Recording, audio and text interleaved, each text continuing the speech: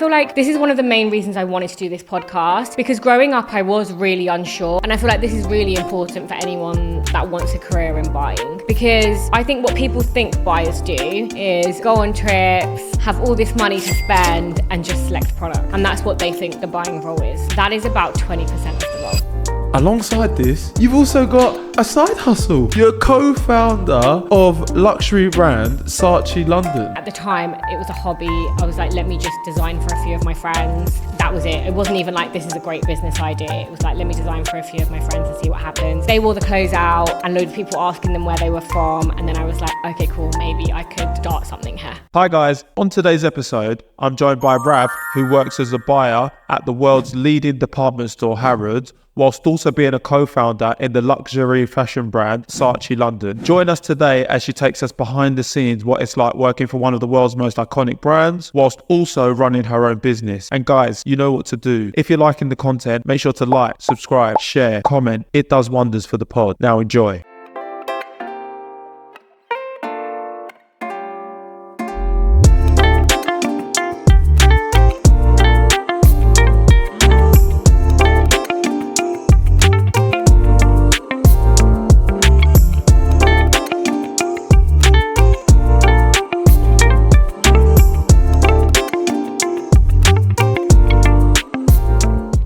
Hi guys, welcome to another episode of What My Best Friend Does, where we talk about what your best friends do, because let's be honest, nobody knows. Today, I'm joined by my best friend, the buyer and co-founder of Saashi London, Rav. How you doing? I'm good, thanks. How are you? Thanks for having me. I'm doing very well. Thanks for coming onto the show. Looking forward to this. We like to start with a little icebreaker.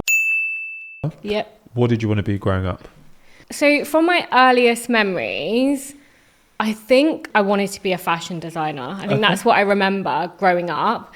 And then when I went to school and obviously was thrown into the education system, that changed quite quickly. Okay. I remember there being a point where I was like, maybe journalism would be cool. Oh. Yeah, and I was always really good at English. So maybe it stemmed from that.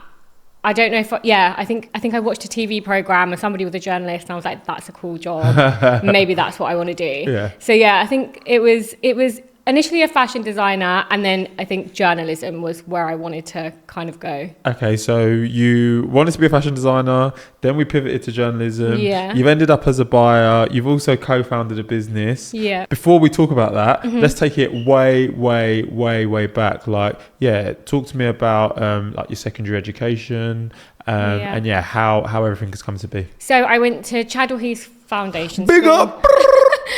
So did I. That's how I know you, right? Yeah, so I went to Chadwell Heath. I wouldn't say I was the most academic growing up, but I wasn't academic. I didn't love it, but I was still like relatively good. I was still in like the good sets at school, still got good results. And then I literally hardly revised for my GCSEs and got really good results. And I was like, oh, this is a piece of cake. Like, you know, I got A's, and especially in like English, like I said, and history and more of the languages. I wasn't great at maths. I just scraped through. I got a C. And then it came to A-levels, and then that hit me like a bus. Like literally, I just about got through. I can't even remember what I got in my A-levels now. And it's mad because I don't even know if I should say this, but I don't know how much they actually matter.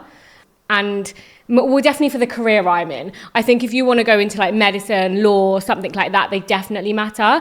But for the career I'm in now, when I'm employing somebody, I never really look at even if they've got A-levels. Okay, but before we get to that, did you go to university? Yeah, so I went to university. So I can't. You need grades for university? Yeah, I went to university. Okay, good. And I think growing up, then there was a really big importance around university. Yeah. And I feel like that's really changed drastically. 100%. Especially when the fees were higher. So I was the year where you'd pay like 3K or something to go.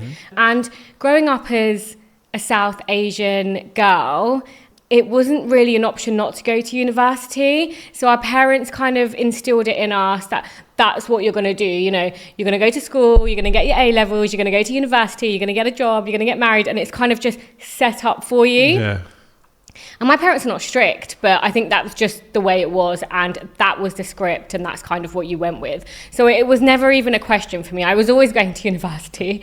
But luckily I did okay in my A-levels. I can't remember. I think I got B's and C's or something like that. I definitely didn't get any A's. And yeah, so I applied for, my first choice was Brunel. At that point I was like, yeah, I think I'd spoken to a few people, and I don't know what came up, but something came up around the fact that somebody was a buyer or a merchandiser. And I was like, oh, that sounds like a cool job. What is it? And they told me a little bit about it. And I think I just got it into my head that, yeah, that's what I want to do. Journalism was still very much present for me. I was like, maybe it's journalism. Maybe I want to be a buyer. And I feel like this is one of the main reasons I wanted to do this podcast, because growing up, I was really unsure. And I think at the age of 16, 17, when you're picking what you want to do or what A-levels you want to do, I don't necessarily think at that age you should know. And I feel like that's what happened to me. I didn't really know, and my mum was like, why don't you speak to this person? Why don't you speak to that person? And my mum was a merchandiser way back when, and she was like, oh, I think it's something that you will enjoy doing. So I think she put me in contact with one of her friends who was a buyer, and we kind of moved on from there. And then the lady I spoke to, she said to me, you don't actually need a degree in buying to go into buying.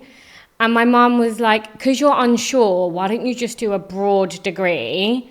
And then if you go into buying, fine. If you go into, like, it doesn't have to be like so specific, because I was actually going to do fashion buying at university. So I was like, maybe that's what I'll do. And then, yeah, back to the point of why I wanted to do the podcast. It was because I feel like there was nothing out there like this. There wasn't a channel, a platform where you could just tap into and actually see what people do in their day-to-day jobs. Because I think it's all very well saying, yeah, I want to do a buy. It sounds so fun. It sounds so glamorous. You travel, you buy products, and you are naive at that age, and that's what you think the job is. And I think even when I got the job, so there's different levels to buy, I'm sure we'll pick up on it later. Even when I got the job, I was like, what, have I chosen the right career? Yeah. Like, it was admin, it was numbers, I'm really bad at numbers. And I was just like, this isn't what I thought it was going to be. Okay, so let's take it a step back. So my first question is, you've gone to university, you said you wanted to do fashion buying, you didn't do that. Yeah. What did you end up studying at So university? I did English major and media studies. Okay, nice. So yeah, I did English and media combined. So if I wanted to go into journalism, I could.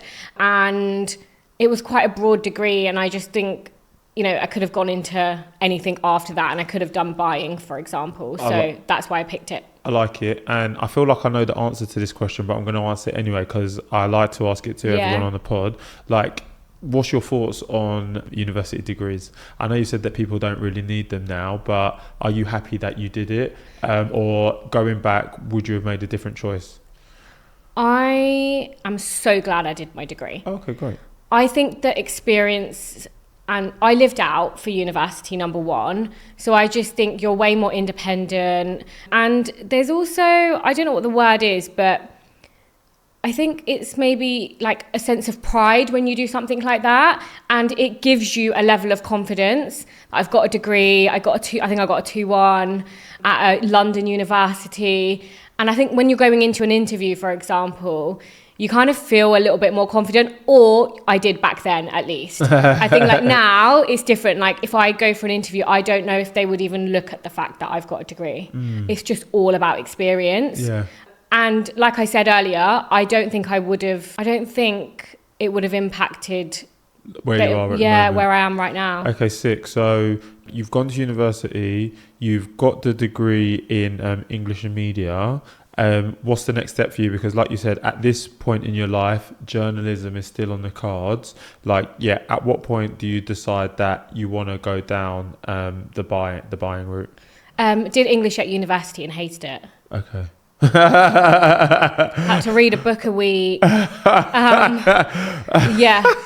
that's literally what happened. And I was like, yeah, this is probably not for me. Okay, but you stuck at it for 3 years. Like, you didn't think about transferring No, like degrees? I said, there's a script written out for us. We go to university and that's what we do. I mean, I'm not saying... I also just don't give up. So it wasn't it was just never an option for me. I didn't love it. I thought, you know what? It's a means to an end. I get the degree, I'll move on. And then, get to where I need to get to. But I think for me, the fact that I went to university made it clear because of what I did that journalism wasn't where I wanted to go. So for then it was like, it's clear, it's now buying. That's what you want to do. Okay. So now you're clear on buying. Yeah. For, anybody who's listening to this and they're like potentially looking to get into buying. My first question is, well, actually, no, you've answered it. They don't need a degree. No. But what was your process for getting your first So I was really naive. I came out of university thinking, oh, you know what? I've got a degree. Didn't really have much work experience growing up. I think I worked in Specsavers on Sundays whilst I was at university. And I think that might have been my second job. I had an admin role before that. And I just thought, it's going to be easy. I can just apply. And the entry level role in buying is called a buying assistant. So I was like, I can just apply and surely I'll get an interview. But I wasn't even getting an interview because I didn't have any experience. So I did a little bit more research and I thought, what else can I do? And then I ended up actually doing a short course at London College of Fashion, which I funded myself. I think it was like a 6-month course and it was like evenings. And I did a course in fashion buying and merchandising. Okay. It was a short course. Did you enjoy that? I enjoyed it. I really enjoyed it. I think it did give me an insight into buying. But again, it was so different. Like now that I am a buyer, it was so different to like what the actual job is. So yeah. And then do you feel like that 6-month course that you did, it helped to get your foot in the door, so you went from getting no interviews to starting to get some interviews for roles? No. Still no. Okay. So then I was working part-time at Specsavers and I just thought, you know what, let me just get my foot into a department store, a big department store, and it will be easier to move around once I'm there. Okay. So that was the strategy at that point. I think I was like 22. Yeah. And okay, so did you just take any job then in a department store to get your foot in the door? I only applied for Harrods. Okay. I was just like, if I'm going to do it, I'll do it the best. Yeah. So I applied for Harrods and I applied for, I think it was a summer temp role. Okay. And it literally said summer temp role. You didn't know where you were going to be placed. So I went for the interview. It was quite an intense interview, and I feel like everyone hears all these horror stories about Harrods. You have to look a certain way, dress a certain way. Well, that's what I thought. Went for the interview. Anyway, they said I was successful, and I think, obviously I don't know this, but I think so. They called me and said, "Look, we've got a job for you. It is on the shop floor." So I thought I was going for like a sales associate role, and they said it is on the shop floor, but it's a little bit different. It's for our buy appointment, so their personal shopping team. And basically what you'll be doing is you'll be taking brides and grooms on appointments to basically create their gift lists for their weddings. So you have your own desk on the shop floor. It's quite a personalized service, and your title would be like consultant. Mm-hmm. And I was like, okay, yeah, cool. And I think I got that because of my degree. Just because of the way I came across. She asked me lots of questions about my degree. She asked me about English. So I think I got that role over a normal sales associate's role where you're selling clothes or any sort of merchandise because of that. Okay. And then you obviously have the consultant role. Mm-hmm. Now you're in the building, right? Yeah. How is it you go about moving across departments and forging your pathway in the buying department? So I did that for about 6 months. I think they extended my contract because they were happy. And then Harrods actually at the time had a program called, I think it was called the Buyers Clerk program. And it's a program you go on and you have to basically tick all of these boxes and then you can apply for a buying assistant role. Okay. So I spoke to HR, and HR basically said you can only go on this course if you're a permanent employee. Oh, HR. We got to love a bit of HR, don't we? And I was temporary, so I was like, oh my God, this is an absolute nightmare. Anyway, I think I was a little bit more gutsy. So I spoke to a few people within HR and I was like, look, I've been here 6 months. I've got, good results, blah, blah. Just let me get on this course. I just need to get on the course. Mm-hmm. And I think what happened is at the time, because I'd caused a little bit of a stir and I was speaking to a lot of people, So they said, yeah, fine, you can go on the course. Okay. So I was like, okay, cool. And then because I was causing a little bit of a stir, a job came up, a buying assistant role came up, and they just called me and said, do you want to go for it? Wow. And it was weird because I didn't apply for it. And I was like, okay, yeah, sure. And it's because I think I was proactive and I didn't take no for an answer. And I think that's really important. Again, like confidence is really important, I think. And I think I only got that interview because I did step outside of the box and I was like, no, just let me do it. And yeah, pushed a little bit. So you do that interview and you get the job as buying assistant? I do the interview and I don't get the job. Oh, okay. I don't get the job because it was a fashion role and they said I had no experience in fashion. So I was like, this is just yeah. Here we go again. Yeah. And then another role came up within the company. And it was, all this time, have you started that program or no? Is this like before that program? this is before that program. Okay. So they gave me a start date, which was 4 months time. You had Yeah. to wait to get on the program. Yeah. So then another job came up and it was within the toy inquiries office. And the only reason I took it was temporary again was because they use some of the systems that you need to use within buying. Okay. A system called SAP they used. So I was like, okay, cool. I will do the job because I just need experience. That's all they keep going on about is this experience. Why for an entry role? It's an entry role. How can you have experience? Answers on a postcard, please, because Yeah. I see it in the tech industry as well. Yeah. They want you to have 5-10 years experience. They want you to have done For an this and entry that. role. Yeah. Yeah. And even sometimes with the job titles, they'll say I work in customer success, and sometimes I'll look at a job spec and I'll be like, this ain't customer success. This is a sales role, or this is business development. They just put a title on it and assume it's the role. So completely understand where you come from there. So I've got this right. So you became a buying assistant in the toy department. No, it was just another consultant. Another consultant. Yeah. Right. Okay. Cool. And then, long story short, I then went back to the consultant role after doing that for 4 months because I had another opening. So I went back there. And then a permanent role came up within that consultant role. And I was like, you know what, I'm doing it anyway. I might as well become permanent rather than staying on these temporary contracts. And then I went for the job, and the feedback I got from the lady who was the manager was, although you're doing the job, we know your passion's not here. So we don't want to make you permanent. Wow. So I was just like, I've just done it for however long. And now because my passion's in buying, because that's what I've been trying to do, because I think she just thought she's just going to give me the job and then within 4 months I'm going to leave, which, rightly so. So I said to her, look, if that's the case, you get me to speak to somebody that will help me get into buying. So she set up a meeting with me with a merchandiser. I asked loads of questions, blah, blah, blah. And then a job came up within buying and I applied for it. And that's when I got the job. Okay, wow. So, what I'm taking from that is, number one, your resilience. Yeah. Number two, just creative problem solving, right? They told you needed to be permanent. They told you you needed the this, the that, but you kept knocking on the door, and eventually you get into the buying assistant role. Yeah. How would you define the role of buyer assistant, and what is it you do in that role on a day-to-day? Okay, so buying assistant is very different. Okay. And I feel like this is really important for anyone that wants a career in buying, because I think what people think buyers do is go on trips, have all this money to spend and just select product. And that's what they think the buying role is. That is about 20% of the role. Okay. And at a buying assistant level, you are really just doing admin. Okay.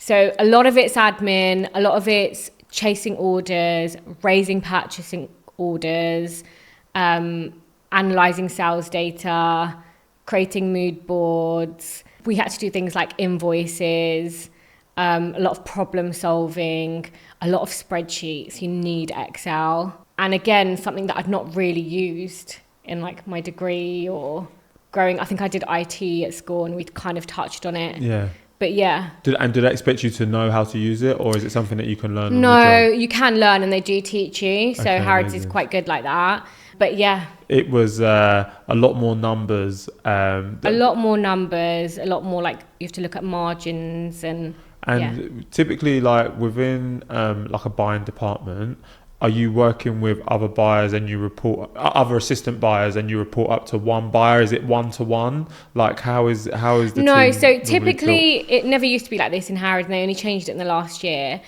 Typically it was a buying assistant, what we called a buyer's clerk, and then we had a senior buyer's clerk, and then you had an assistant buyer and then a buyer. Okay. So that was kind of the levels. I think industry-wide it's buying assistant, assistant buyer, junior buyer, buyer. So it's kind of the same, but labelled a little bit differently. And you mentioned the fact that the buying assistant role varies from the buyer role. My first question is, how long on average do you have to do the assistant buyer role before you're up for promotion into like a buyer role? So it's buying assistant first. That one, I mean, there's no real time limit, but I think from what I see, like at least 1 to 2 years. Okay. And that's the most entry level. And then you go to assistant buyer.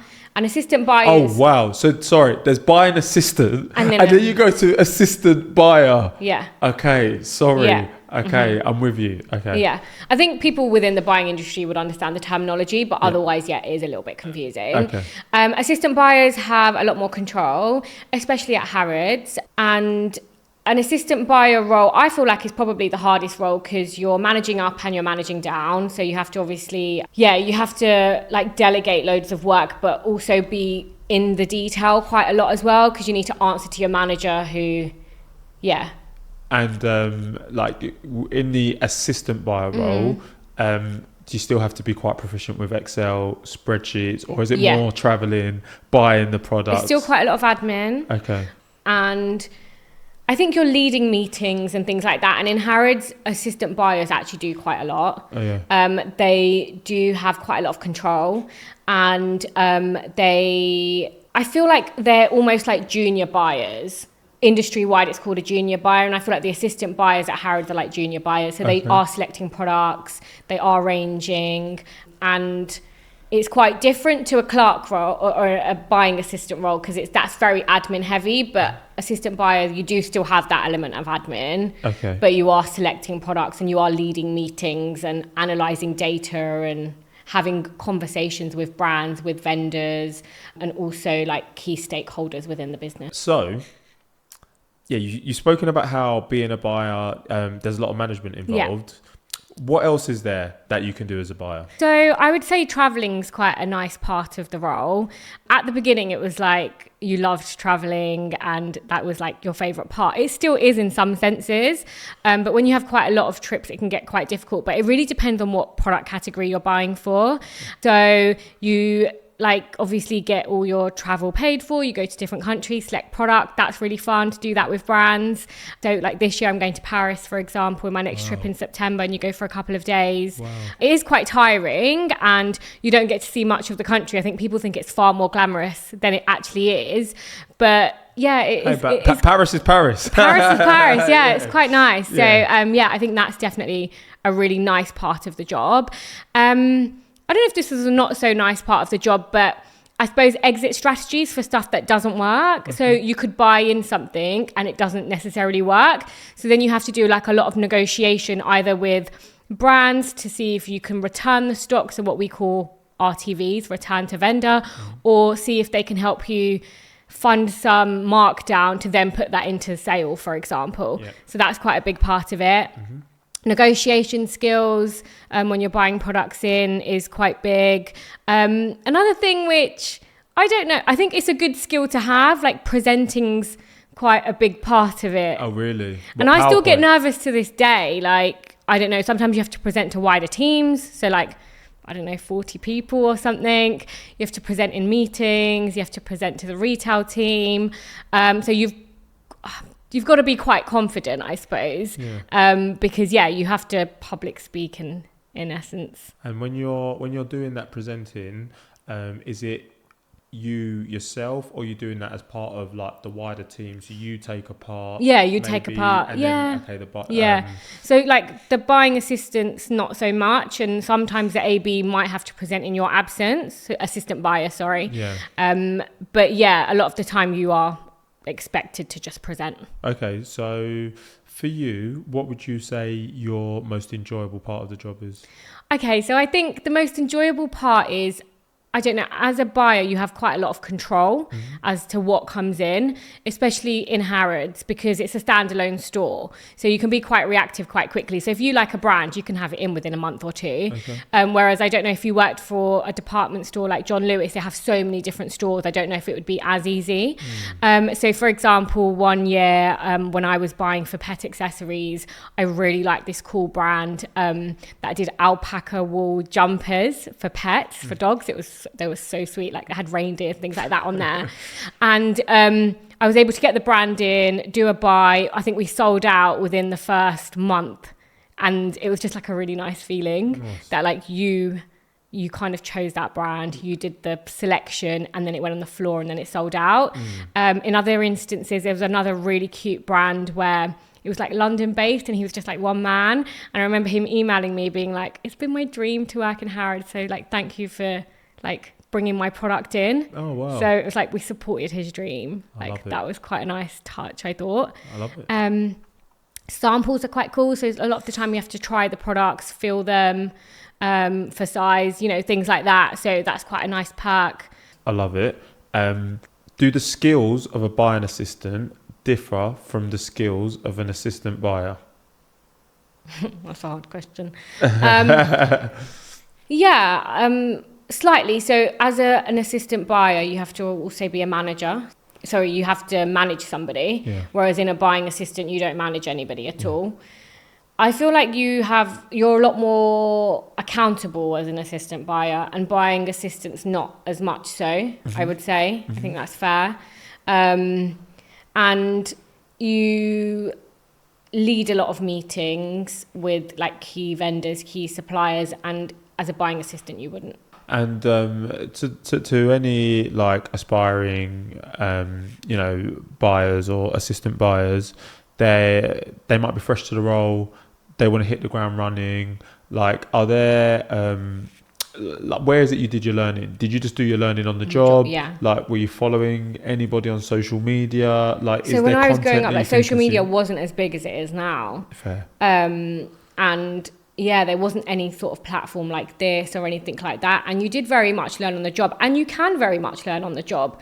If you've got a good manager, they will teach you what you need to know. There's always like peers, so, other buying assistants that can help you, support you, systems. Harrods is very good like that. There's a lot of like systems that, you need to learn, and they do kind of hold your hand through it. So, yeah. And then you mentioned the fact that you go, so it's buying assistant buyer, junior buyer, and then buyer, right? Yeah, but Harrods doesn't have the junior buyer role. Okay. They go straight to buyer. Okay. And how does the role of buyer vary from assistant buyer?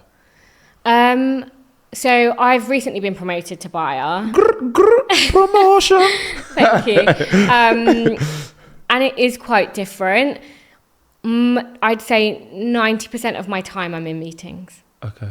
Like if you see my diary on a Tuesday, Wednesday and Thursday, it's back-to-back meetings. And now you're just managing down, right? Now you're managing down. So I have a team of 4 under me. I have 2 assistant buyers and 2 buying assistants. I don't know what it's like everywhere else, but I've got quite a big remit. So I've got one side, I've got 1 assistant buyer, on the other side I've got an assistant buyer, and then 2 assistant buyers buying assistants under them. Yeah, so I think one of the main things is management.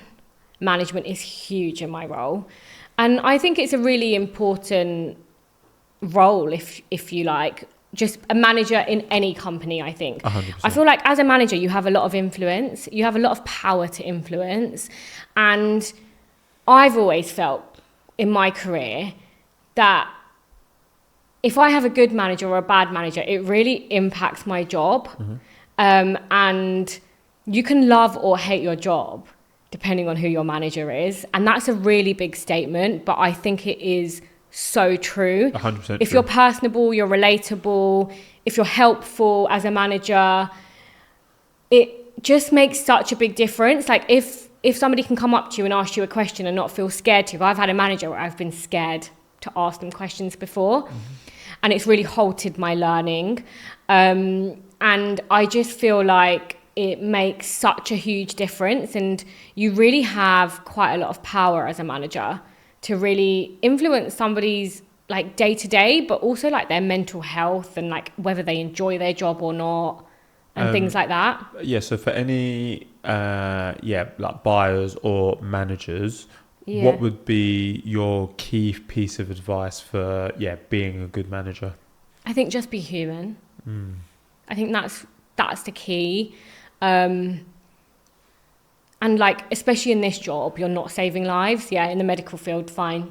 You know, at the end of the day, we are just buying products. And at the end of the day, everyone's human. Mistakes will happen.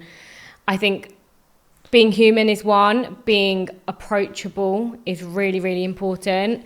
If your team doesn't feel like they can approach you, they're basically not going to be able to learn. Do you know what I mean? And I think another one is just, I think with management, like I said, you have a lot of control to impact the way somebody works. And if they respect you and they like you, I think they will be willing to do more for you as a manager. I've always thought that, you know, I've got a really great manager. She's so good. And I always feel like I want to go out of my way for my manager because she is so good. Shout out the manager. Don't know your name, but big yourself up. Okay.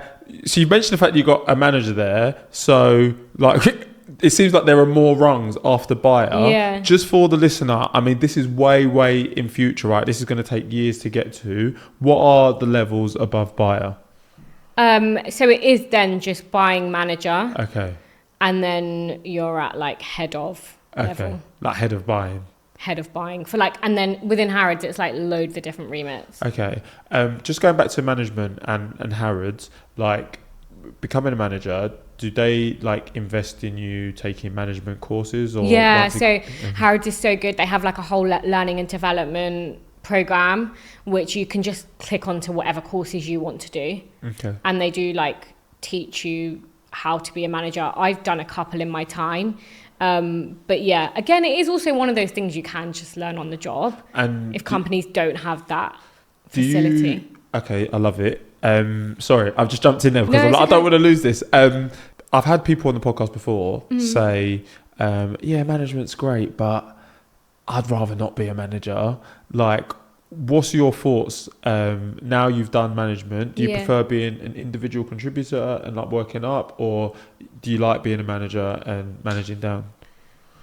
I think management's quite rewarding, personally, because like I said, you have the power to influence. It's really nice when like one of my buying assistants said to me, "Oh, I think you're such a great manager and like you've really helped me, and I wouldn't be in certain situations if it wasn't for you." So like I said, you've got a lot of power. So I take all of my buying assistant and assistant buyers and all of my buys, the ones I can, with me. And a lot of the time, buying assistants would never have that opportunity. But it is manager's discretion in a lot of instances. Like I can take them on the buys if I want to. And is that like the trip where you go? So not traveling trips, but you have lots of trips in the UK. You have a lot of the time brands come to us, so in our offices, and I always say, do you want to come? Would you like to come? Obviously, you can't always take a whole team with you, so you have to just gauge it. But where I can, I take them because I want them to see what it's like. You know, it's also good for them to be in those meetings, see what's spoken about, see how they're handled, things like that. And it's just knowledge at the end of the day. I love that. And for the listener, like when you are in those buying meetings, what are the key considerations before you purchase a product for a brand like Harrods? A consideration is, I think our customers is that they are that, not everyone's VIP, obviously. You have like customers like me. But I think for us, it's the whole fact around like, you want something that nobody else has. Yeah. and you want that exclusivity, and that's what Harrods is, and that's what's like magical about Harrods, that you know, you want product that isn't everywhere else because you want to go to Harrods to get that. Yeah. So for us, that's quite a big and nice point, I think. And obviously, like you said, Harrods is like the most luxurious, department store in the world. Are there any misconceptions about Harrods or about buying in general that you're like, people think this, but it's just not like that? Yeah. So I think people think that Harrods is like really expensive and it's more expensive than anywhere else, and that's not true. Okay. Like, it's really not true. We go out at RRP, which is recommended retail price. It wouldn't serve us to be more expensive than everybody else. Okay. So I think there is this misconception that, you know, we're way more expensive, and that's not where we are at all. You're not way more expensive. You just stock the most expensive things in the world. Yeah, we do. But then we also stock Nike. We also stock like normal things that I buy. Yeah. And I think that's the misconception. I feel like everybody thinks, if you go to Harrods, you can only get this, you can only get that. But we stock, everything. We stock everything. Okay. You can buy everything in Harrods. To the aspiring assistant buyer, buying assistant buyer looking to like break through, what would your key piece of advice be for them? As in to get into buying? Yeah, to get into the industry or to progress, yeah. So now it's changed quite a lot. Entry level roles don't need buying experience or fashion experience or anything like that. I think with any job, just be passionate. I think that's really important. So if you're passionate about something, it will always come through in interviews. I think that's important. It probably is good to know a little bit about, like, so within buying there's different product areas, obviously. So, you know, if you're going for a job in fashion, then like know a bit about fashion, know your top brands, your favorite brands and things like that. I think that's really important. What was the question? No, that's fair. I was like, what's the key piece of advice for anybody who's looking to progress or get into buying? You said be passionate, and you said know your stuff. So two perfect answers. Okay. And then just in follow up to that, so you mentioned the fact that you've interviewed people and the fact that you don't necessarily need a degree in order to get into the industry. What is it you're looking for then? Like, so before you see the passion in the interview, what is it you're looking for on a CV where you go, oh, okay, we want to take a chance on them? Is there anything in particular? I suppose admin would be a good place to start, because as a buying assistant, 90% of your role is admin. So admin would be something that I would look for. Okay. Do they have any admin experience? But Excel. If they put Excel put Excel, definitely, like proficient in Excel. You're welcome. I would definitely, definitely. I would definitely say Excel, because you use it all day long. And then I think the rest of it you can just learn on the job. Okay, so I think I don't look at like, do they have a degree or anything like that. Any sort of work experience is relevant. Like I said, for me, the short course did help me. So any sort of extra things you can do if you're able to fund them, and, you know, just to better your skill set. And I think anything like that is always beneficial, because even if you don't get the job because of it, you've learned something. And I feel like that's important. Mm-hmm. Like spending money on, like, we spend money on clothes and shoes and things like that, but actually spending money on things that could help you like gain that skill set to do what you want to do. There's no bigger investment you can make than on yourself. Exactly. So if you can buy yourself the LV bag, you can buy yourself the fashion course. 1000%. Yeah. I can't remember how much it was, but I don't even think it was that much at the time. But it's priceless. Like, look at where you are now. Yeah.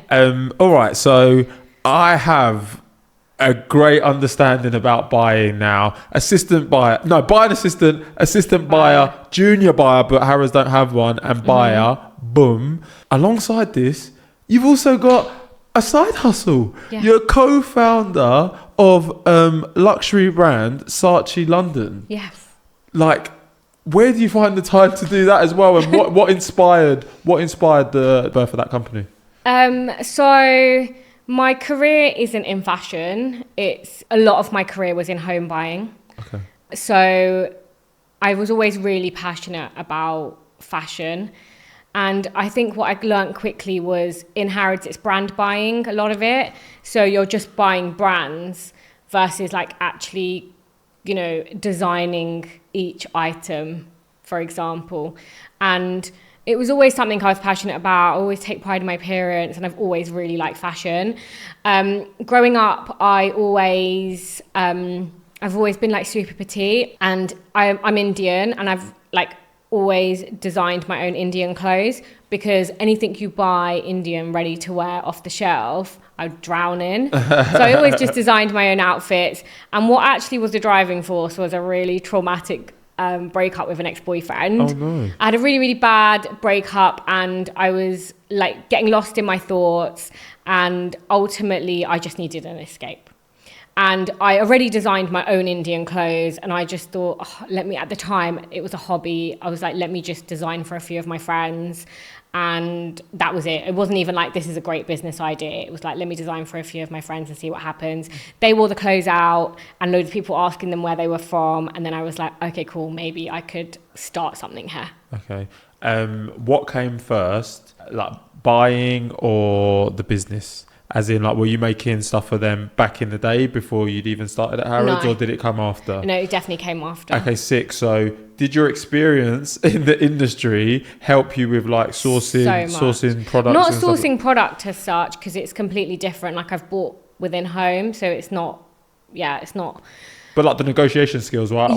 So many skills helped me. And just the fact that, like, just the way Harrods brand themselves, just even things like that, was like, it was always important for me that if I was going to go out there and have my own brand, that it would be a luxury brand, because that is what I was used to. That is what, you know, that's what my 9 to 5 was. So I think Harrods has helped so much in that sense.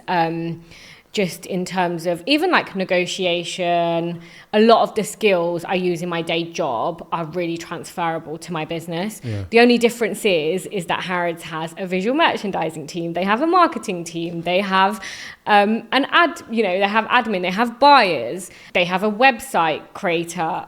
Like, you are everyone. Yeah, I am everyone. Yeah. I started it as my own thing, and then my mum came on board, and now she's like co-founder, so she runs the business with me. Oh, amazing. Yeah. So obviously I have a 9 to 5, and it is quite, I wouldn't say challenging, but, you know, it takes up a lot of my time. So my mum helps with Saashi. Love it. And you mentioned the fact that, when you made the clothes initially for your friends, people were asking where they got it from. I always like to ask founders, like, how is it you source your business? Is it all from word of mouth? Are you like running ads? Like, how is it that you've grown the brand? Because you've got a great following on Instagram.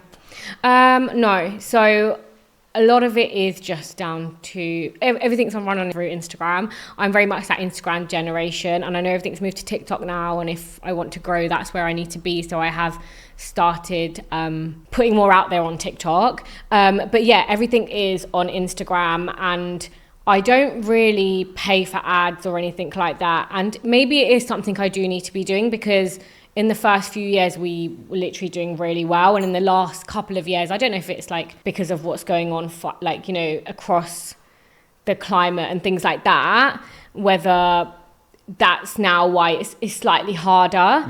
But yeah, everything is just through social media at the moment. And I have like worked with influencers and things like that, which really does also help. But a lot of the time it's influencers that reach out to us and that want to wear it. But I think the key for any business is just like consistency. So always, I'm always literally recording content, putting content out there. And I think we've grown so much because of social media, just because I'm quite consistent, and a lot of the time I'm uploading every single day, and like people are getting to see the content. But I think for the first time, I'm now thinking, what else do we need to do to grow? Because it's getting so much harder on Instagram to like get those views. I used to put a video up and get like 20k views easy, and that was like my target, and I was like, yeah, I can do that. Now I'm like, I'll get 10, and I'm like, this is great. But like a year or two ago, I was like 20 was like great. Mate, 10k views. I'll take 10k views. I don't know what you're on about, man. 10k, 20k. It sounds good to me. But do you know what it is? I think you know, I'm on this journey with the podcast. I think it is just consistency. It is. But it's not just you got to test. You got to be like, all right, this one got 20, this one got 10. What's different? Yeah. What did we wear?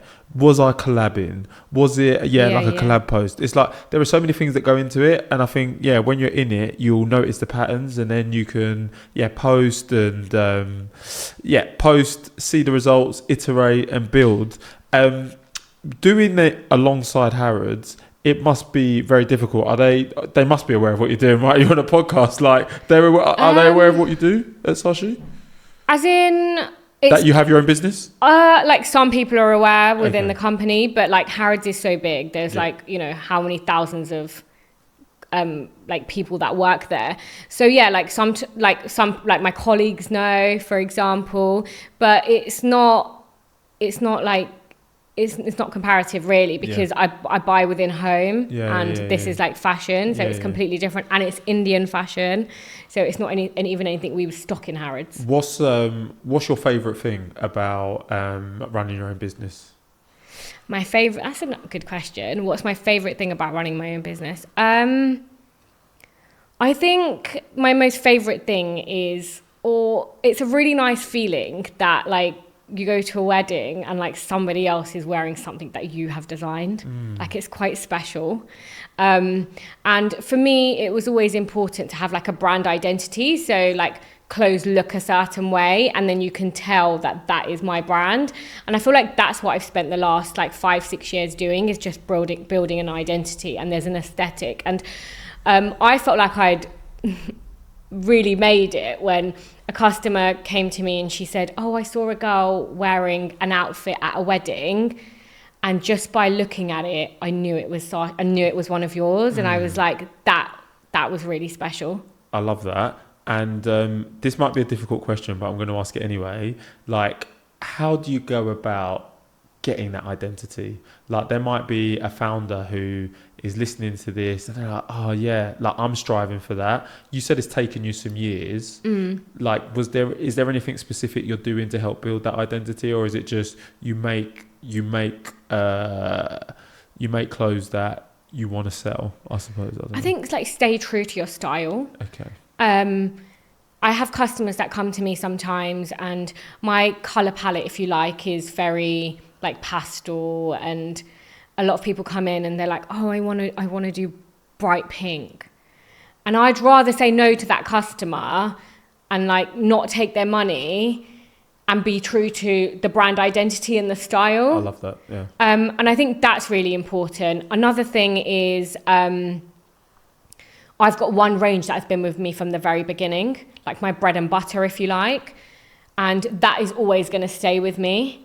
And we'll alter it slightly, like we'll do different trousers or a longer skirt or a drape. Do you know what I mean? It will alter slightly, but it is the same. The lace is the same, the colours are the same, and that's been there from day one. So have a bread and butter that, you know, and that's our most iconic. That's what we're known for. We're always going to be known for that. Yeah. So why change it if it's working? Like, change in like small parts of it. But that will always help you to have an identity, because everybody will recognize you for that one collection. Yeah. It's so funny you say that. Like, you're not the first person to come on this podcast and talk about the fact that you need to stay true to yourself. So a person who I recorded with recently, you know, I asked him, do you ever turn down clients? And he said, when our views don't align. You have to turn them down. So it's great, like hearing from multiple people on the podcast, like that is what sometimes you need to do. Like, we all need to chase the bag and this and that, but don't let it come at the cost of your identity. I think the listener, really needs to hear that. You've spoken about your favourite aspect of running a business. What would you say is the most stressful aspect? The most stressful. It's stressful when, like, you've bought into a whole, like, you have faith in something and you think it's going to work. I think that's the most stressful aspect, It's, you have to put your money where your mouth is before a season is launched. So if I or I run it with my mum. So if we like something, we have to then have that faith in it, because you have to buy it before you launch your whole season. So it's quite stressful if you launch something and like people don't like it, because then you're stuck with this whole load of stock that it's not selling, like, you know, and your money's already been tied up in that. I think that's quite stressful. Yeah. I think it's really nice, the whole like designing process and selecting the materials. That's the really fun part, but it is stressful at the same time, because at that point you have to make the decision, like, is that going to do well for us? Do we think that that is going to be the bestseller? Should we put most of the money behind that one or that one? And I feel like that's quite stressful. 100%. I don't know if this is stressful or this is just because I'm really extra, but I always I want to post on social media every day, and I always want to be current, and I always want to be trending, and I always want to get the views. And I suppose it is just tiring. I'll always allow an hour before I've got to be anywhere to film content. So if I'm doing my makeup anyway, so even before today, I was like, I'm doing my makeup, could I film something just before I leave? Wow. And it's quite tiring. It's not just like, oh, I'm getting ready to go to a party. It's like, I need to film a get ready with me. I need to film like this. Before this, I was like, somebody had sent me an eyelash serum to try, and I was like, could I film that before I come? Like, what's the filming process like? Is it long? Because you've mentioned the fact that long. Because I've tried to film like a day in the life. It took me weeks. No, that's I was like, and the thing is, like, even when it was done, I was like, oh, I'm not even sure I'm happy with it, and it took me weeks. People don't understand the amount of time and effort it goes into filming a 10-second. Influencers be influencing, like they really earn their peas. Content creators, like, I think they're sniffed at, and they really shouldn't be, because the amount of time and effort it takes, like, if you look at my Instagram, I try and be current. I try and do different things. I've done day in the life of, like, I've done it all. I've tried it all. And it is stressful, because I don't know, maybe it's, like I said, maybe it's the pressure I put on myself. I don't have to get ready an hour early, but I'm like, but I also have to get the content out there, or do I? And do you feel like getting the content out there, it helps to like build that relationship with your audience? 100%. Yeah. So important. Like, the content is your brand. That's what they see. And you post. Are you engaging with other pages, or are you just focused on like posting about Saashi? What do you mean by engaging? Am I working, like, collaborating with other people? So no, like, so some people, to build their audience, like, they'll comment on other people in the industry, like, oh, that looks nice. Do you know what I mean? No. Oh, that's a cool video. Yeah. Like, are you commenting and engaging with other people's content on If I like it, I'll engage. Yeah. I don't do it as like a strategy. Okay. If I like something and I genuinely like it and I genuinely want to comment, I'll do that, but it's not a strategy for me. I think, like, a better strategy, well, for me or for Saashi, is, like, it is a clothing brand, and you would think that's, you know, that's the only thing that you can put out there, but it's not. I feel like one thing that is really important is creating this brand identity. And I don't know if people don't buy products, people buy into a brand. They buy into a lifestyle, they buy into a way of being. 100%. And that is so important. You don't buy a YSL bag for £2,000 because it's a YSL, because it's it's got this phenomenal design. That's not why you buy it. A black YSL bag is a black bag with a YSL logo. You buy it because of how that product makes you feel when 100%. You're wearing it. And that is what is important. Yeah. It's all about branding. So I think, your product, my product is good. I think our product is great. But it's all about how you make people feel. Yeah, 100%. And, like, it's so true, because I remember, not that I do it anymore, but, like, back in the day, like, I used to, like, I've got, like, Balenciaga t-shirts, I've got Burberry, and I'd be like, when you deep it, this is just a black t-shirt. It's just a black t-shirt with the way it makes you feel, like, people are like, nice t-shirt, bro, nice black t-shirt. I'm like, you can't put a price on that sometimes, can you? It's so important. It's and so I feel bad. Like, if I was going to give a piece of advice, like, really focus on your branding, focus on what content you're putting out there and how it's making your consumer feel. Yeah. And I feel like that is the most important thing. And I feel like Harrods has taught me that. And I feel like the reason we've positioned ourselves where we are is because of that and because of what we put out there. Yeah. Obviously, like, being a founder is not easy. And obviously, you've got a full-time job. Has there ever been moments where you're just like, this is long, I'm going to pack it in? Or is it something that, like you said, you believe in, so you've always just, like, put your money where your mouth is, to your point? It is long. I don't think I've ever got to a point where it's like, I don't want to do it anymore. Because I'm really, and this is another really key point, like, if you're doing something you're passionate about, does it really feel like work? Exactly. And with Saashi, it never really feels like work because I really, really enjoy it. I enjoy seeing people in the clothes. I enjoy designing them. So it doesn't really actually feel like work. And also with Harrods, I really enjoy the job. Like, it's so varied. You do so many different things. We go on buying trips. Like, it's so fun. Like, you know, a lot of what we discussed with Harrods was the truths. There are truths, but there is a side to it which is like so enjoyable. Like, I really enjoy it. We go on buying trips. You go to Paris. You go there. You pick your products. You know, it's a standalone store, so you have a lot of freedom to do what you want and do it really quickly. Like, if there's a brand you like, you can have it on the floor within 2 months. And that's because it's a standalone store. I don't know if John Lewis could do that. But, you know, if you believe in something, you can have it on the floor within 2 months. And that's also really important, you know, and really enjoyable. Yeah, 100%. And I think what I would say on our conversation earlier, like, I think you prefaced it by saying it's like the 80-20 split, right? Yeah, and I don't think we spoke about the 20. We spoke about the 80. Yeah. Of course, like, in my head, it's like, of course the 20 is really enjoyable because you've been there for so many years. If it wasn't enjoyable, to your point, you just wouldn't be there, right? Yeah. So I think it was implied. But to anybody listening from Harrods, we know you're a great place to work, okay? Yeah. Like, obviously working 2 jobs, it can be very hectic. Do you have any productivity hacks?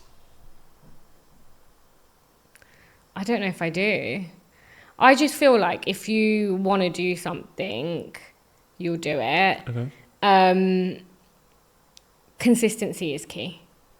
I feel like success is like 90% consistency and like 10% brains. Like, if you're consistent, I feel like most people fail because they're not consistent. I've got 100%. So many friends that have started businesses and for whatever reason are not, like, they're not, you know, they don't have those businesses anymore. But it's just because people are not consistent. They didn't want to stick at it. They just didn't want to stick at it. And that's not to say that's right or wrong. But I feel like, you know, if you're consistent, you will get to where you want to be. You just need one video to go viral, you know? And then, would you say that you get a lot of your business off of Instagram? All my business. Oh, wow. All word of mouth. Just like slip into the DMs, hey, we want to purchase something. Yeah. I don't even have a website. Really? Yeah. It's all direct from Instagram. Make sure to use code BIO10 for 10% off. No, I'm joking. I'll give you a discount code. Okay. Do you feel like you have a good work-life balance? No. But you wouldn't have it any other way? Yeah. But it's not because of Harrods. Like, Harrods, I finish at 6 p.m. when I need to finish. Yeah. I start at 9, finish at 6. Like, it's perfect. It's because of my business. And when you I can only work on my business outside of my working hours. 100%. So evenings, weekends. And when you do get a chance to unwind, how do you do that? Watch Love Island. the honest truth, I love it. Yeah. I do go to the gym. Yeah. I'm not one of these people that likes the gym. I hate the gym. I have a personal trainer and that's the only reason I go to the gym. Yeah. But I suppose it helps me unwind. Okay. To anybody who's thinking about starting their own thing, what would your key piece of advice be? I think I've covered them, actually. I think brand identity is really big. yeah, definitely just make sure that you're putting content out there that people resonate with, that people engage with, and consistency. Yeah. Post all the time, post every day. That's really important. Help others. When I first started my business, I don't have that many followers now, but I hardly had any followers. And I, at the time, would have loved it if like somebody helped me who did have a bigger following. And it costs absolutely nothing to help somebody. I get like models message me all the time, smaller businesses that have like 2K following, for example, saying, can we work with you? And I honestly try and give everybody a chance. Even if they've not been a model before or not modeled before. I had a girl come in like a month ago and we just did a content day at home. And her content's actually doing really well. We got like 14,000 views on the last video.